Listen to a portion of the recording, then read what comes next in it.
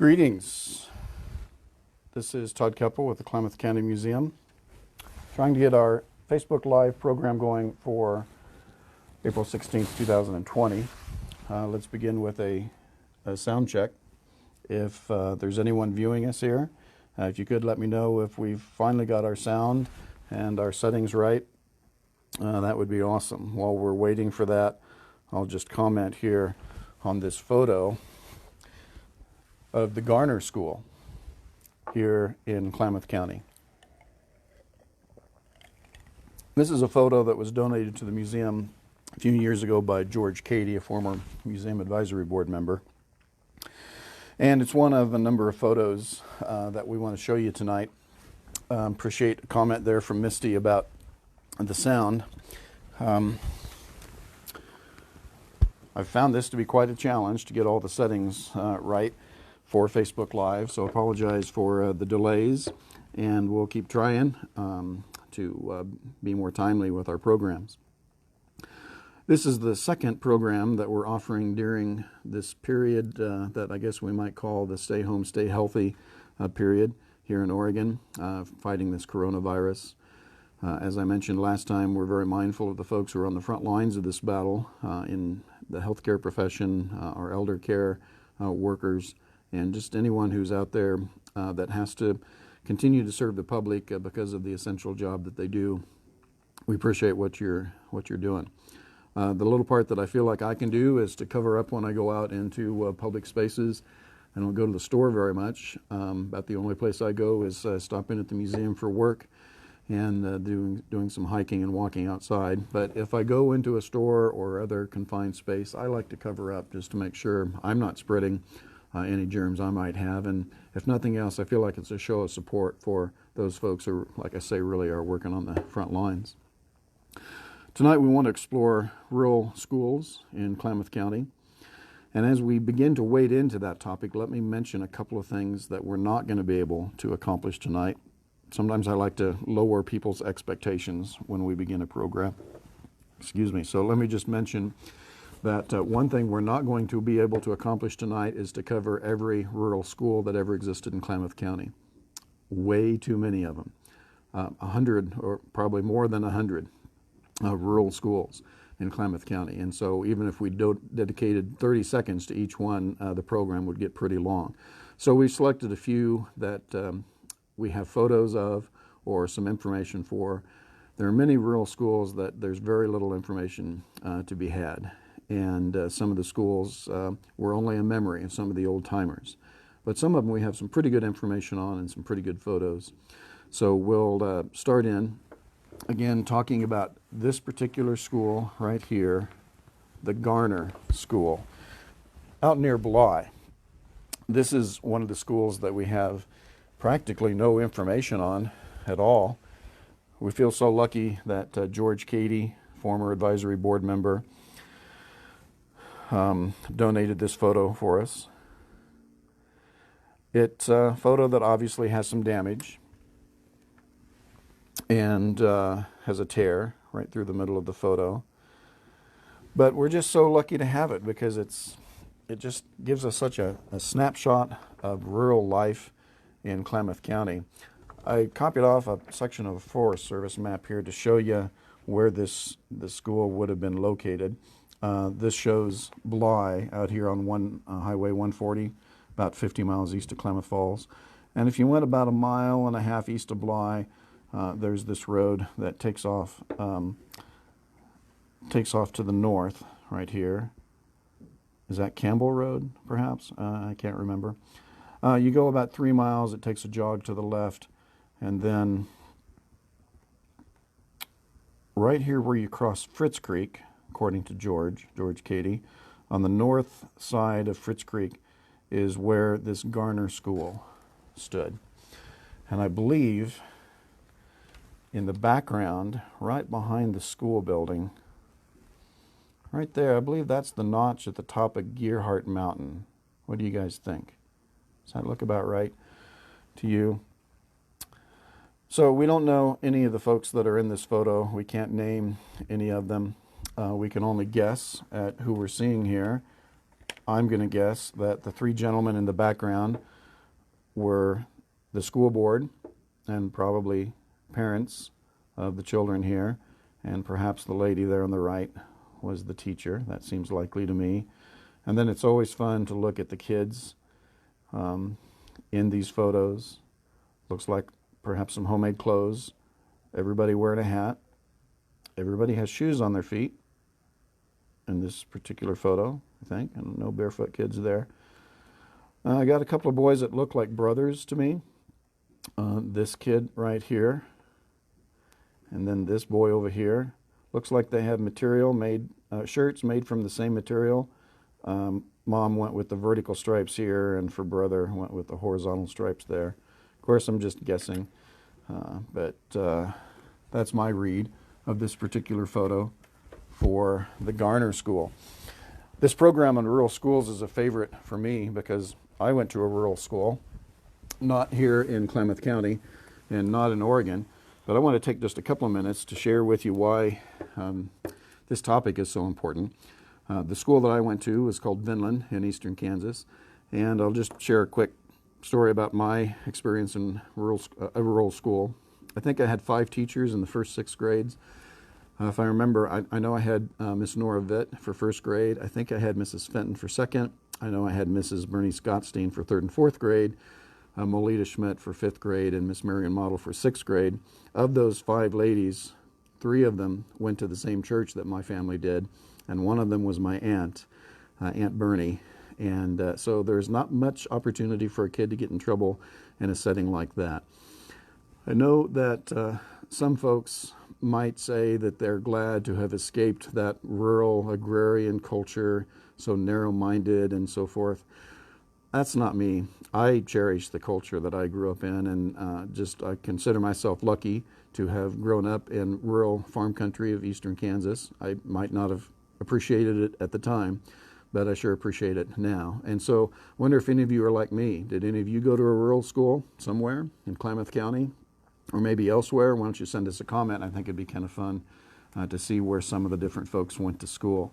So what we're going to do for this program, like we did for the last program, is I'm just going to set a bunch of photos right in front of our camera, the museum's smartphone here, and do the best I can to bring these photos up close to the camera and show you what we're looking at here.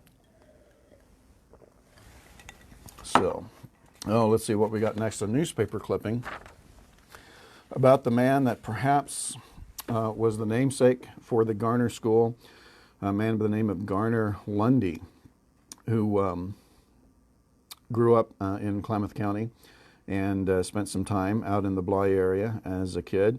Let's see, this obituary published in 1946, and Mr. Lundy was 48 at the time, so in the late 1800s he was born and would have been going to school in the early 1900s, and that lines up fairly well with the dates that we have for the Garner School. But if anyone can confirm or contradict that story about where the Garner School got its name, we'd love to hear from you. We've got another newspaper clipping here that shows a list of schools. This is the school attendance list for 1915 at the end of the year, December of 1915. And we see here a list of the school districts in Klamath County at that time in 1915. Of course, the big school district right here in Klamath Falls, Klamath County High School, the forerunner of Klamath Union, with what looks like 184 students. Klamath Falls Elementary, 568 students. And then as we go down the list of other school districts in Klamath County, we see Bonanza, Olean, Derry, Yale down by Merrill. Fort Klamath has quite a few kids in school there. Keno, Willowbrook. Willowbrook, I think, is up in the Fort Klamath area. Bly, Landreau Valley, Pine Grove, Lorella, Hildebrand. Does everybody recognize these names? Lower Po Valley, Lone Pine, Warden, Upper Po Valley, Odessa, Malin, Spring Lake, Orndale, Round Lake. 7 Mile Merrill Cox School, a small school. I can't remember where that is. Summers, Parker, Shasta View, Henley, Midland, Swan, Dodds Hollow, Mount Lake High, Fairview, Algoma, Miller Hill, Bryant Mountain, Coam Cam. I think that's supposed to be Cam, K-A-M, Coam Cam. I'm getting some comments here that some folks are not able to see the whole picture, so what I can see is what's appearing on the screen of the phone here. And so if there are additional adjustments that need to be made, please keep those comments coming and we'll do the best we can. We consulted a book called 90 Years of Klamath Schools, written in the 1960s. I think it was actually in 1960 by three local ladies here, Buna Cobb Stone, Ida Brixner, and Marjorie Howe. And a tremendous piece of work that they did. And we consulted that work to come up with this list of school districts. And we're going to post this list in a comment on this video. Our museum staffer, Kristen is, I think, going to have that comment ready to go here in just a minute. So you can look at this later at your leisure. But here are the list of school district numbers. And again, you can see here why we don't want to try and tackle every school that ever existed in Klamath County. The list goes on and on here. White Lake, Summers, Pokegama. We're up to district number 39. Now let's move on to page 2. District number 40 was Dodds Hollow, down by Malin. And here the list, as you see, goes on and on. There's Coam Can. Again, district number 46. That was up on Sprague River on the Klamath Indian Reservation. Don't know much about that school. And here again, you see the list all the way up to district number 75. We skipped some of the numbers because we have no record of what name went with those numbers. So Brenda, hi, good to see you back with us. You tuned in earlier on one of our misguided attempts to start this video tonight. Brenda's dad, Taylor, is going to play into this video a little bit later. We'll come back to Taylor, hi. But these are other schools that we know of that existed in Klamath County. Black Rock up in the north end of the county, somewhere near where the Crescent Road cutoff is. Bonita Grove, I wonder if anybody can tell us where Bonita Grove is. I know where it is, but I'll leave that as a pop quiz for you. The Coffinbury Mill had a school. There were a couple of day schools out on the Klamath Indian Reservation. The Gay School down in the Malin area, Melhays, out by Fort Klamath, Malwich up on the north end of the county, and the list goes on and on all the way down to Yainax on the Indian Reservation and Yamsey up in that area as well. Now, as I mentioned, there are a number of limitations to our program tonight. We can't cover everything, and one of the things that I can tell you that we're not going to get covered are the schools in the town of Klamath Falls, nor are we going to cover the schools in the suburban area of Klamath Falls. We're really just going for rural schools here. Now, as I'm showing this photo, I wonder if any of you are guessing what school this might be that we're looking at here. We might have considered it a country school because it was pretty much out in the country. At the time this photo was taken, I think this was in the 1947 school annual for this this particular school.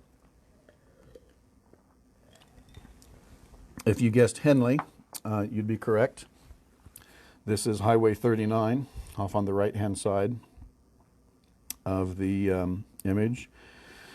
And it looks like the old Henley School, elementary school in the background here, the one that was torn down here about, what was that, 10 years ago or so. And then I believe this would have been the Henley High School complex off over here in the lower left-hand corner of this photo. So Henley was kind of out on the fringe. I know we had one fella, Bill something or other from 530 area code that called today and was hoping we'd show a photo of Henley.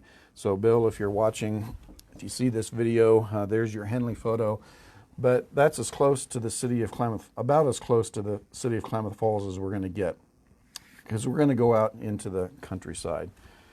But now here is another photo that's labeled, so I won't make you guess what school this is. It's the summer school, labeled here the first summer school, And we know that this was out on the end of Summers Lane because we can see Miller Hill there in the background, about, what is that, maybe 4 or 5 miles south of town. And this apparently is the Summers School building. And it looks like the teacher standing there. And kids are out for a recess.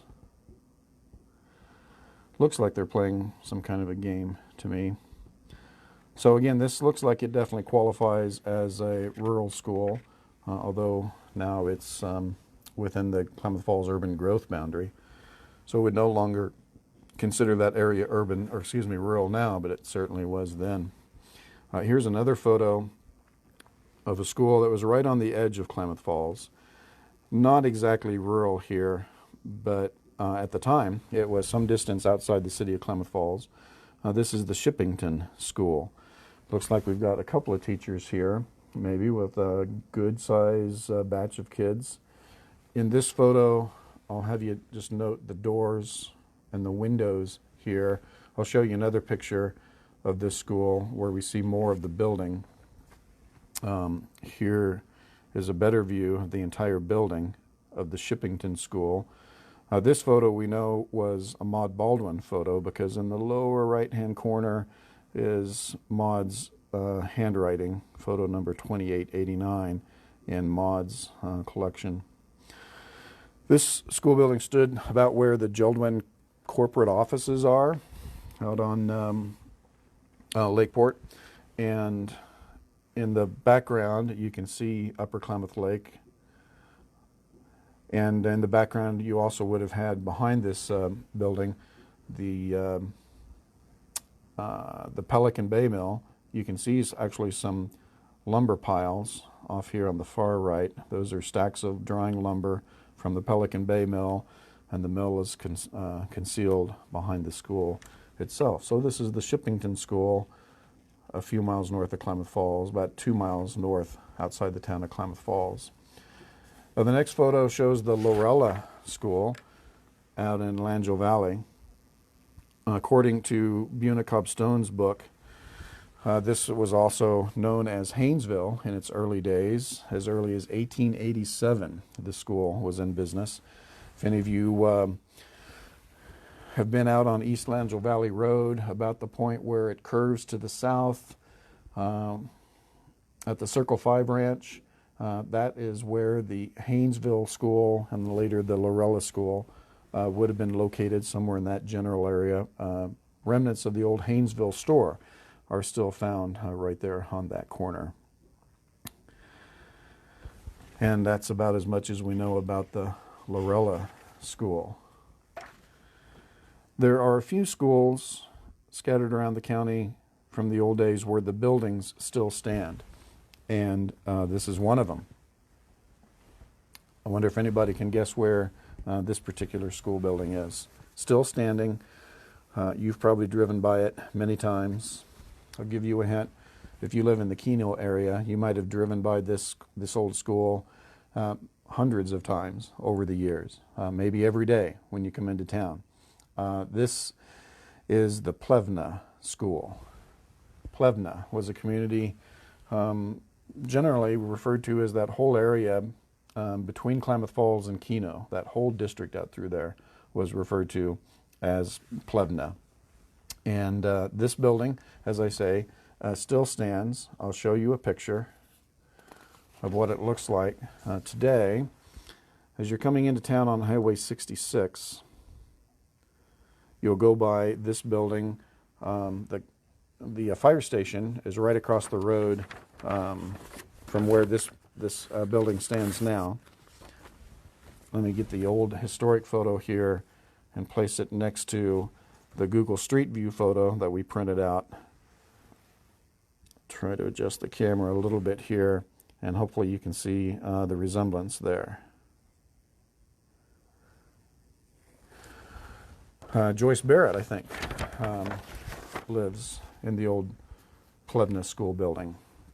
Still in use to this day. We have a question from Mr. McCune about the Topsy grade school. We don't have a lot of information about that, but I will refer to the Topsy grade school in just a few minutes. Our next photo does not show a school, but it shows a bridge that played into the history of the school. This was a dam and a bridge on the Klamath River just below where the J.C. Boyle power plant dam is. Now not the power plant, but the J.C. Boyle dam there at Topsy on the Klamath River. So the story here is about a school located near this spot. The school was called Chase, and one of the teachers at the Chase school was a woman by the name of Stella Campbell Bowne, B-O-W-N-E. Is it Bowne or Bone? Bowne, I think. I think there's a park in Bonanza that's named for Mrs. Bowne. She was a long-time school teacher here in Klamath County and plays prominently in the history of schools of the area. She recalled a story that was recorded in the book that that Bunicop Stone put together. She tells about one of her early teaching experiences in a red painted school building, the first building that she had ever taught in that had a coat of paint on it. The school was located on one side of the Klamath River, and her lodging quarters were on the other side of the river. And so every day she had to walk about 1.5 miles from her home to the school, and she had to cross this structure here, a dam and a bridge. And at times, when the river was running high, the water flowed right over the top of the dam and the bridge that you see here. And so Mrs. Bowne reported that she would have to sometimes wear rubber boots to wade through the water, and occasionally the water would be high enough to go right over the top of her boots. At one point, the bridge was washed out, and there was no way for her to get across the river. And so some of the men of the area cut down a large tree and somehow managed to get it across the section of the dam that had washed out. And so for a time, she walked across the log in order to get to her school, the Chase School. And then at some point, the bridge had to be repaired. And so during that time, Mrs. Bowne had to live in temporary quarters near the school so that she didn't have to cross the river. One of the many challenges typical of those faced by school teachers in those early days. We'll talk a little bit more about what teachers had to go through. We want to take just a minute to recognize that there were schools on the Klamath Indian Reservation. This photo was labeled the Agency Boarding School at the Klamath Agency, west of Chiloquin on Highway 62. As you're headed up towards Crater Lake, you go by the agency site. And so here are the kids that attended the agency school.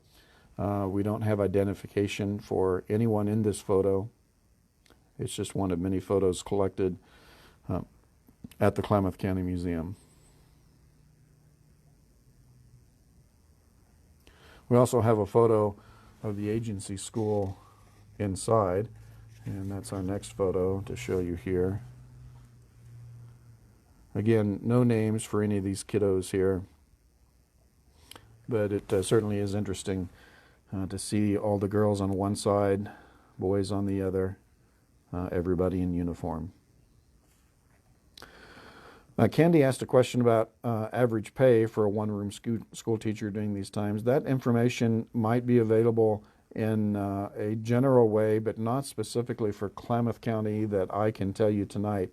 Anyway, unfortunately, we have very few records of schools anywhere in Klamath County, and so it's pretty tough to do research on schools here. But yeah, this was definitely a boarding school. Kate asked the question about a boarding school. There were two boarding schools on the Klamath Indian Reservation, actually. One at the main agency on the way to Fort Klamath, and then another one at the sub-agency up at Yainax on the east side of the reservation. And in fact, that's the next photo I have to show you. This next photo is perhaps a difficult one to study. This photo is labeled Yainax School, and here we get a pretty different feel when you compare this photo especially to the Garner School, where we talked about how at least all the kids had shoes on their feet, and in this particular case we see that most of the kids are attending school barefoot. And the the clothing, although I'd say it looks pretty similar. But it definitely looks like these kids have a little bit rougher lot in life. The Yainax sub-agency, as I say, was on the east side of the Klamath Indian Reservation and tended to serve members of other tribes besides the Klamath, especially Modocs and Paiutes. So we'll pan across this photo. Imagine the work that the teacher here had to do. It looks like the teacher standing in the doorway there.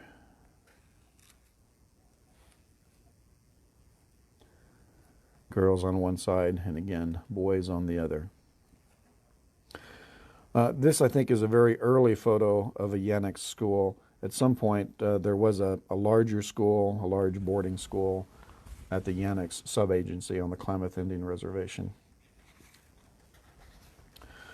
Got a lineup of various school photos to show you now. We'll just breeze through a number of these photos. I'll give you a second to see if you can guess where these photos are. This particular photo, fairly typical in that it shows outhouses, no indoor plumbing at most of these schools.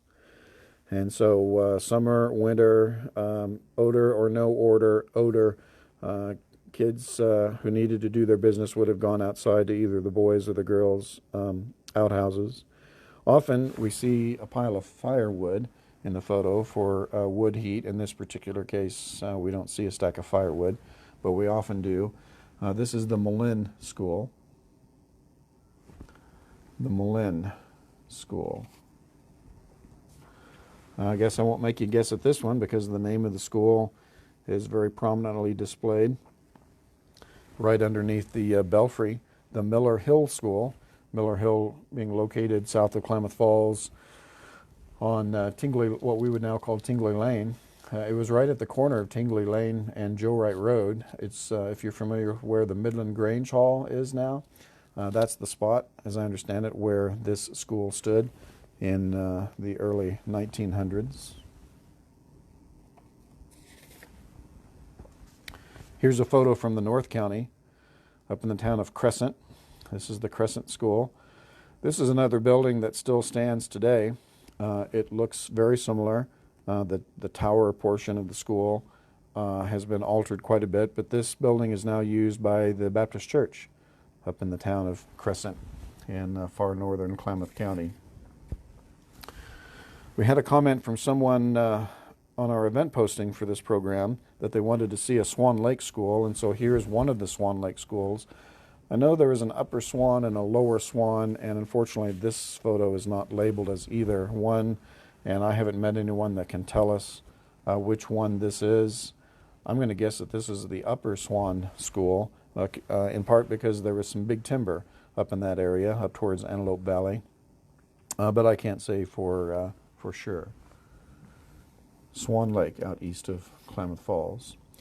Here's one of the few photos we have from the inside of a one-room schoolhouse. This was identified as the school out at Warden, south of Klamath Falls. We see here just a few girls and more boys in the classroom with a teacher and what looks like maybe an older student. Notice the wood stove. One of the things that a teacher would have to do during the winter months would be to arrive at the school early enough to build a fire and warm the schoolroom up. In this case, we see the wood stove right close to the center of the room with a stovepipe going up and then angling out towards the chimney. So very central location for the wood stove to keep everybody nice and warm. Here is the Fort Klamath School, an early Fort Klamath school with a log cabin serving as the school building. This is just another great photo of one of our early day one-room schools. I blew this picture up and cropped it a little bit so that we could take a nice at this photo because there's so many things to study and enjoy about this photo. Sorry about the shakiness of this, but I'm going to just handhold this picture and pan across it here to see that all the boys have removed their hats. We have a couple of kids that look like they've arrived at school on horseback. Girls in nice dresses, and still wearing their hats. Looks like an outhouse on the far left. And then it looks like kind of an unhappy scene here in the lower left-hand corner. It looks like the teacher has used a switch to discipline this poor little boy here who looks like he's not having a very good day.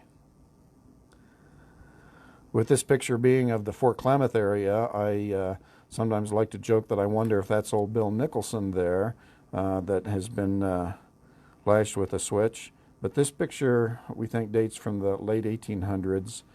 And while our friend Bill Nicholson is getting along in years, he's not quite that old. But unfortunately, we don't have any names for anyone in this picture. If someone does have the names for this picture, or in fact, if someone can fill in the details on any of these photos, we'd love to hear from you.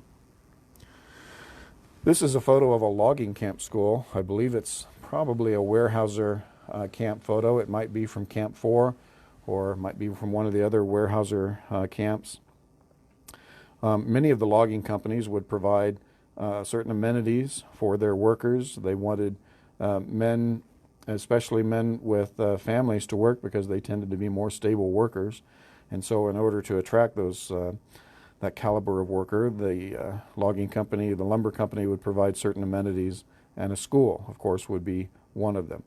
And it's fun to study, again, the faces in this photo. Kids are fairly well dressed here.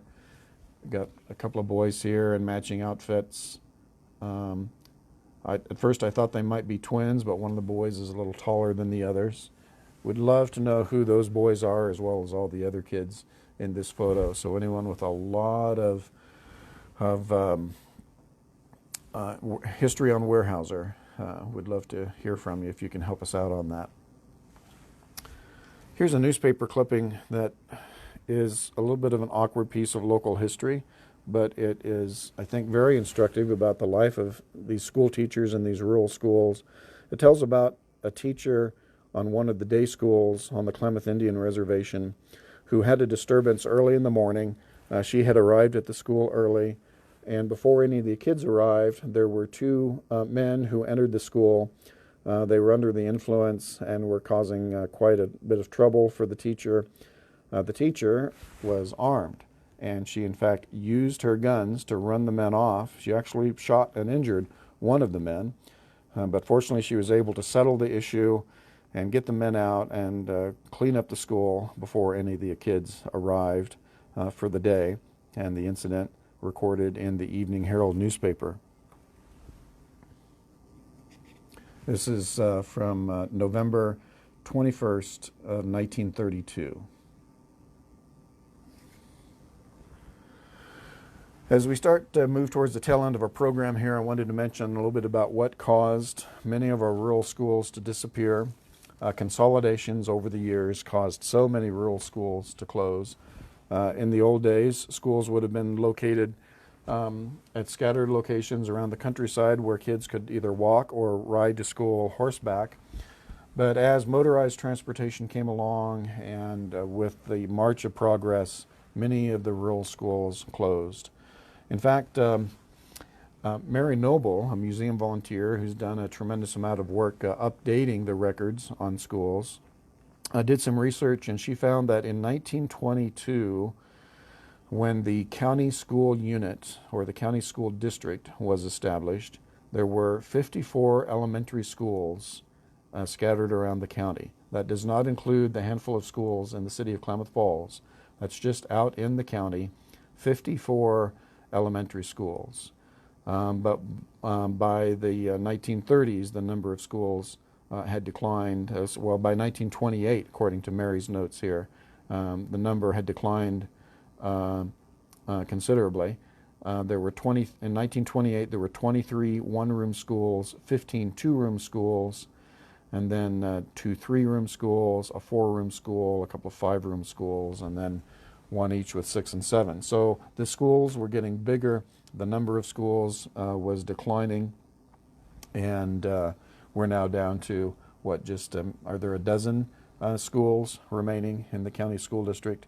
Here we see a photo of what helped consolidation happen, and that would be busing. Buses could go around to all of these ranches and farms and pick up the schools and bring them into towns for education. There were trade-offs, of course, for families as well as for communities. Kids, it was believed, could get a better quality education going to a larger school. And of course, it was more efficient for the school district to have larger schools. But some of these kids were needed on the farm for chores. And anytime a community lost its school, it was a blow to the community. To lose an important gathering point in the community and a sense of place, and to lose a teacher as one of your prominent residents in these local communities was definitely a blow to so many of these communities. I was curious about whether that process continues today, and of course it does as our society becomes more and more urban over time. This is a graphic from a website by the Urban Institute, who produced a study, I think it was in 2015, about the number of schools that were closing. And over a period of 10 years, they found that on average about 2,000 schools across America were closing every year. 2,000 schools per year. The blue line, the top line on our chart here, represents suburban schools, and that's where most of the closures in America are happening now, with more than 1,000 schools closing per year. The black line in the middle here represents rural schools that are closing across America, more than 500 a year. And then the yellow line represents what we might call urban or inner city schools, some of them closing as well. And so consolidation continues to be something that's happening across our country and still having an impact on rural communities. Just a few more photos to show, and then we'll wind up our program for tonight. Someone had asked about the Topsy School. Topsy is a neighborhood, a district south and west of Keno along the Klamath River. There were at least 2 and maybe 3 different school locations. The last one was at the bottom of Topsy grade, and that school stood for many years after it closed, but it finally collapsed. And if you're adventurous enough to go down the memorable Topsy grade road, right at the bottom of the hill near Robbers Rock, you can find this pile of debris, which is all that remains of the Topsy School. Here's a school that I have to admit is not in Klamath County, but I wonder if anyone can guess where this school is. It's just across the state line in Siskiyou County. And the name of this location is Oklahoma. This school served the Oklahoma Flats area south of Lower Klamath Lake. It would have been a few miles west of Mount Dome, if you know where Mount Dome is, or a few miles east of the community of Doris. Out in those flat areas south of Lower Klamath Lake. I took this picture several years ago just because it's such a picturesque scene of the old school building at Oklahoma. Now, I know many of you will recognize this building, and some of you were guessing earlier about whether a school that we showed earlier was the Olean School. This is in the Olean area. This is an old barn that stood for many years at Olean. This photo taken by an unknown person in 1990. The date stamp is shown in the lower right-hand corner of this photo. So a lot of people took pictures of this building. It was so picturesque, the sagging roof line, ridge line of the barn, and eventually the building came down. The foundation still stands, if you know right where to look out there, right beside the OC&E Trail along Highway 140. We have just a couple of more things to show about the Olean School. We have here a class picture from the 1936-37 class at Olean. We actually have one person in the community still alive that's in this picture. I'm a little bit fuzzy on the details here, but I'm pretty sure that these 2 boys here are the Gabriel brothers. Lincoln Gabriel, who was quite a character, lived his entire life out there just west of Olean. I believe that might be Lincoln there. And his brother, whose name I can't recall at the moment. But the other person who's still alive and living here in Klamath Falls is Taylor High. And Taylor's daughter has been chiming in with a number of comments here, so maybe Brenda can help me. I'm pretty sure one of these 4 boys here is Taylor High, and I think it's this kid right here. Doesn't that look like Taylor? I'm pretty sure it's not that kid, and it might be him, and it's not that kid. I'm going to say that this is Taylor High, who's now, I believe Taylor's into his 90s, and has provided the museum with a lot of valuable information over the years. So, Brenda, I hope you can comment here and let us know what you think, if you know which one of those kids there is your dad from 1936, 1937. Here's one of the later Olean schools. There are actually 3 school buildings at Olean. This one still stands. Yeah, Brenda says he's the kid on the left. Let me just put that back up here now. Yeah, so we're thinking that's Taylor High right there. Yeah. Brenda, appreciate you confirming that. Brenda says he's 95 years old, and a wonderful gentleman. Think a lot of Taylor. So here's the later Olean School, later used by the Grange. This building still stands. It's been vacant, but it has a good roof on it, and the owner's been taking good care of it. Is it Garrett, I think? Mr. Garrett is the owner of that property now, or at least he was the last time I checked, and he was doing his best to keep that building in good shape, and we appreciate that. I have one more photo to show you. This is a photo that, to me, evokes so many memories of what rural schools were all about. This is the last remnant of a school on the west side of Upper Klamath Lake. It was known as the Crystal School. Now, we don't have a photo of the Crystal School, but I would like to show you about where it is on a map. This is a Forest Service map. I just cut off the name of Rocky Point right here at the bottom of our map. So we're on the West Side Road out on Highway 140 west of Klamath Falls. And if you follow the West Side Road up along the west side of Upper Klamath Lake, you'll come to a point out here where there's a primitive Forest Service campground called Crystal Springs. And at that campground, right there on West Side Road, back in the brush, you'll find the water pump from the old Crystal School.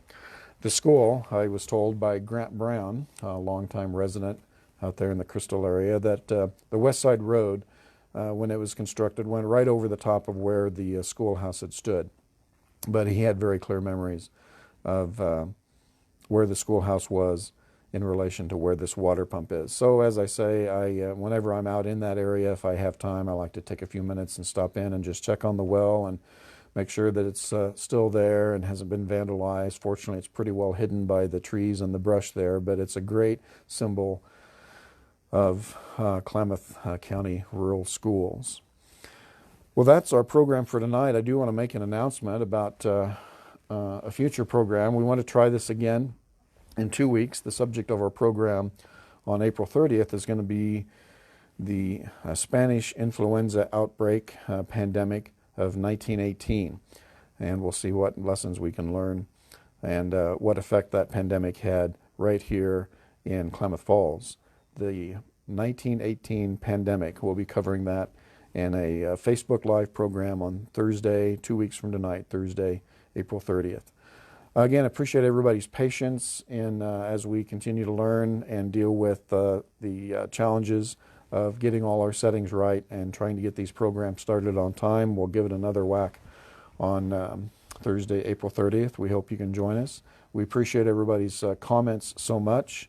We'll be uploading this program to YouTube.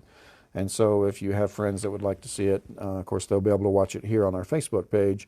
But hopefully it'll be easier to find on the Klamath County Museum's YouTube channel. You should be able to just search for Klamath County Museum on YouTube and hopefully find this video. Appreciate all the comments that have come in and still see them coming in. Lots of thank yous, and we appreciate that so much. The feedback means a lot to us. 7 p.m., April 30th, 2 weeks from tonight. We hope to see you then. Thanks for watching.